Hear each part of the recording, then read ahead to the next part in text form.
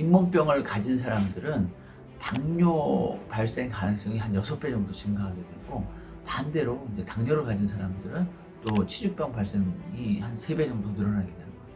그래서 결국은 이게 잇몸병이 당뇨를 악화시키고, 당뇨가 잇몸병을 악화시키고, 이런 악순환을 계속 가고 있기 때문에 이것들을 이제 어떻게 끊어주느냐, 이게 이제 우리가 당뇨 조절에서도 잇몸병 관리가 되게 중요하고, 또 잇몸병 치아를 잃지 않기 위해서도 당뇨 조절이 굉장히 중요하고.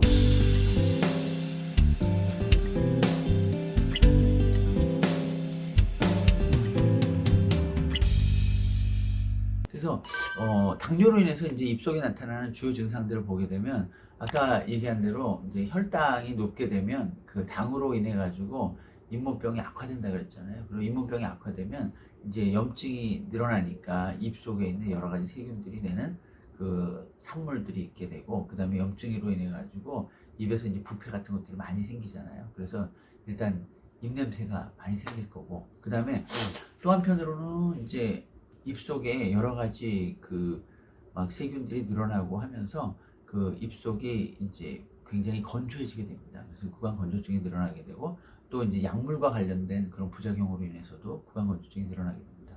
그 다음에 이제 입속에 이렇게 환경이 나빠지고 염증이 증가하니까 이제는 또 다른 세균들이 막 득세를 하는 거예요. 그래서 곰팡이 같은 것들 늘어나게 돼서 캔디다균 같은 것들이 늘어나서 구강 캔디다증 같은 거, 입속에 막 여러 가지 이제 뭐 백선구 나타나게 되고 이런 것들이 생기게 되고, 아까 앞에서 봤듯이 이제 당뇨는 기본적으로 말초혈관이라든지 조직 재생 능력 떨어뜨리니까 상처가 잘 치유가 안 되죠. 그리고 이제 구강 건조증 같은 것들이 나타나게 되니까 또 구강 내에서 우식을 일으키는 세균들이 더 이제 또 번식을 하게 돼요. 그래서 치아 우식증도 많이 나타나게 됩니다.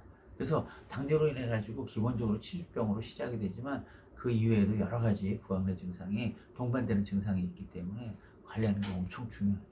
특히 이제 요즘 고령 환자들이 많아지고, 그다음에 사실 뭐 저도 그 고지혈증약, 고혈압약 이런 것들을 이제 병원 내과에 가니까 조금씩 변화가 있으니까 먹으라고 해가지고 먹고 있는데, 사실 이런 모든 약들에서 타액 분비를 억제하는 이런 성분들이 굉장히 많아요. 그래서 사실은 요즘은 그 구강 건조증 환자가 엄청 늘어나게 되는데, 특히 우리 타액이 어떤 역할을 하는지 잠깐 살펴보게 되면, 이제 타액은 기본적으로 우리 면역 물질들을 잔뜩 함유하고 있어요. 그리고 입속을 촉촉하게 만들어주는 그런 이제 수분 공급을 하는 그런 역할을 하고 있죠.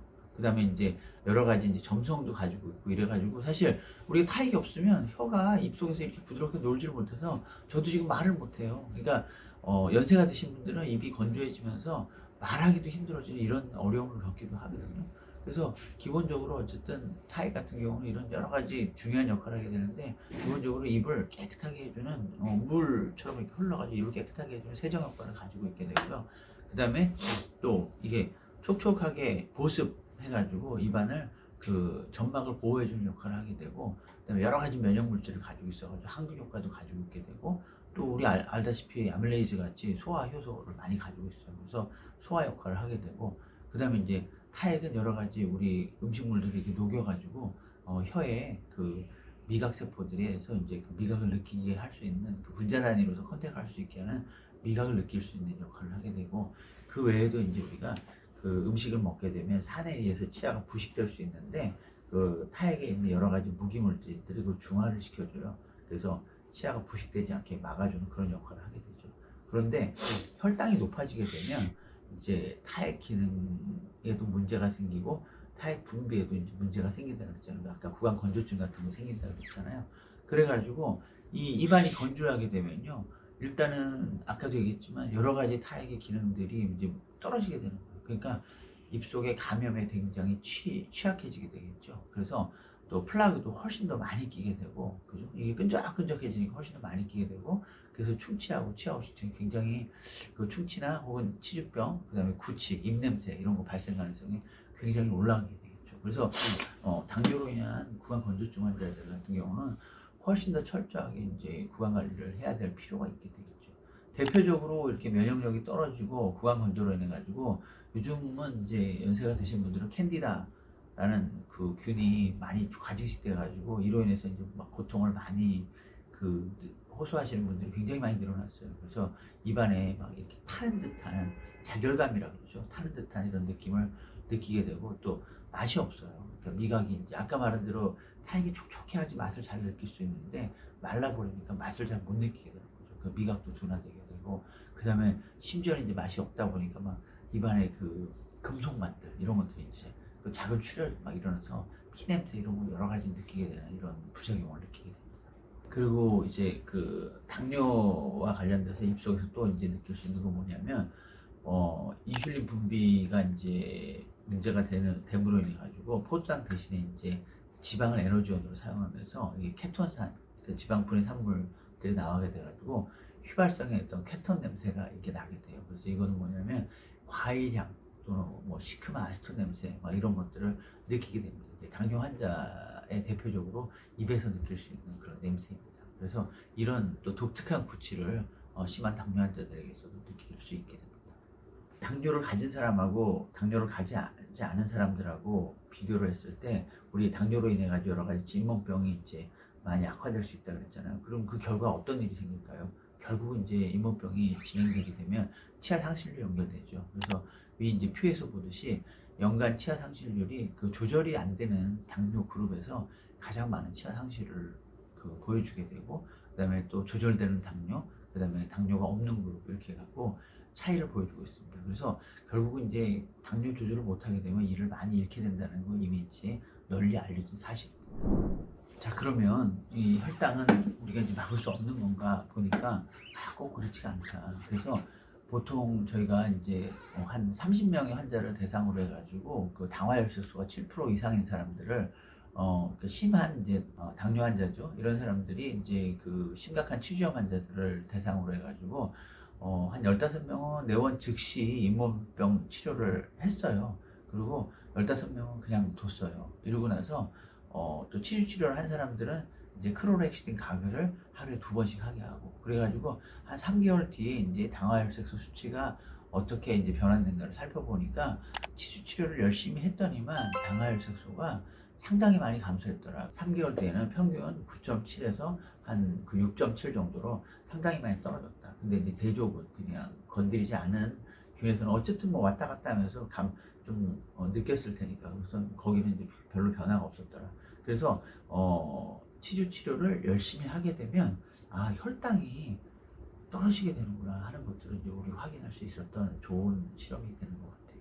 또 다른 군에서는 이제 그 당뇨 환자들을 비수술적인 치주 치료, 그러니까 뭐 스케일링, 그다음에 루트 플래닝, 치근 선택설 이런 것들을 했을 때 당화혈색소, 그다음에 이제 공복 혈당, 그다음에 이제 기타 영장 물질들 이런 것들을 비교한 부분이 있는데 3개월 정도 이렇게 쭉 치료를 하고 꾸준히 이제 치료를 했더니만 당화혈색소도 떨어지고 공복 혈당도 감소하고 특히 여러 가지 우리 그 잇몸에서 염증이 일으키는 염증 물질들 있잖아요. 이런 염증 물질들이 상당히 많이 감소했더라 하는 것들을 보여주고 있어요. 그래서 사실 잇몸 치료를 주기적으로 받는 것들이 혈당 관리에 있어서 엄청 중요하다라는 걸 볼 수 있어요. 그래서 우리가 저기 한국보건의료관리원에서도 당뇨 환자들은 꼭 치과에서 그 치주 치료를 받으십시오 라고 이렇게 권장을 하고 있죠. 그래서 당뇨 조절하는 데 있어서 치주 치료가 엄청 중요하다는 거를 이런 이제 여러 가지 그 실험을 통해 가지고 연구를 통해 가지고 여러분들이 확인할 수 있는 좋은 연구인 것 같습니다. 그래서 저희는 사실 저희 치과병원에서는 이렇게 이제 당뇨를 가진 사람들은 워낙 많기 때문에 당뇨 환자들에게 대해서도 우리 단지 그냥 치과 치료를 그거는 무관하게 치과 치료만 하는 것들이 아니라 두 가지를 이제 같이 관리를 하고 있습니다. 왜냐면 아까 말한 대로 당뇨는 여러 가지 전체 우리 장기에 있어서 문제를 다 일으키게 되고 복합 질환이에요. 그래서 이 두루두루 관리를 안 하게 되면 사실 당뇨 조절이 안 되잖아요. 당뇨 조절이 안 되면 구강 관리도 안 돼요. 반대로 이제 구강 관리가 잘 되려면 여러 가지 선행 질환들, 엮여 있는 질환들이 다 같이 개선이 돼야 되죠. 그래서 대표적으로 이제 우리가 과체중, 비만 같은 거 이런 것들이 이제 당뇨병 위험 인자거든요. 이런 거 조절을 해주죠. 그래가지고 보통 보면 BMI 지수라든지 체질량 지수 같은 것들을 정상 범주 안에다가 두게 되고 18에서 보통 한 23 정도 안쪽으로 이렇게 갖다 놓게 되고 그다음에 허리 비만 같은 경우 남성 같은 경우 이제 비만 지수 허리 둘레가 뭐 90cm 이상이다든지 뭐 이런 부분들도 이제 또 허리둘레가 너무 커지지 않도록 관리를 하고 있게 되고, 그다음에 가족력 같은 경우 보면 이제 부모가 당뇨인 경우는 유전적으로 이제 그 형제 자매 중에서 당뇨 있는 사람들은 그 계속해서 당뇨를 앓고 있을 가능성이 많으니까 이런 분들, 그다음에 이제 임신성 당뇨 이력이라든지 뭐 혈당 장애 있는 사람들, 이런 사람들은 이제 특별히 관리를 더 하게 되죠. 그다음에 이제 당뇨에 또 유발요인들이 있어요. 예를 들어서 이제 혈압이 높은 사람들이 고혈압 약을 복용하게 되면 고혈압 약의 이제 부작용, 그다음에 이제 또 고지혈증약의 부작용 같은 경우, 뭐 스타틴의 대표적인 그 부작용 중에 하나가 이제 혈당을 올리게 되는 역할을 하게 되거든요. 그래서 이런 이제 고혈압 약이라든지 고지혈증 약을 먹는 사람들에 있어서도 이제 주의 깊게 모니터링을 해가지고 혈당 조절이 문제가 없도록 이렇게 체킹을 해야 되겠죠. 그래야지 이제 건강한 또 잇몸을 유지하는 데 도움이 되지 않을까 싶습니다. 그리고 이제 기타 그 여러 가지 심혈관 질환이라든지 또 뭐 스테로이드 같은 경우도 혈당을 그 올리는 역할을 하고 있거든요. 그래서 스테로이드를 복용하고 있는지 혹은 또 만성으로 이렇게 주사를 맞고 있는지 이런 부분들도 역시 면밀하게 병원의 진료 과정에서 체크를 하고 있습니다.